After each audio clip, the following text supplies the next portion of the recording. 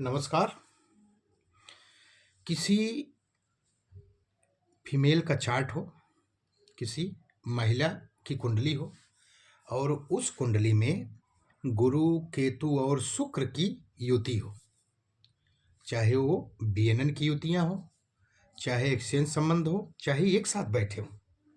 ठीक, महिला की कुंडली हो, गुरु, केतु और शुक्र की युति हो, तो ऐसी औरत का पति उससे दूर रहेगा, चाहे नौकरी के सिलसिले में, चाहे जिस तरीके से दूर रहेगा, और उसके पति का किसी अन्य महिला से एक्स्ट्रा मैरिटल अफेयर होने के चांस बनते हैं, यानी कि उसका किसी अन्य महिला से प्रेम संबंध होने के योग बनते हैं।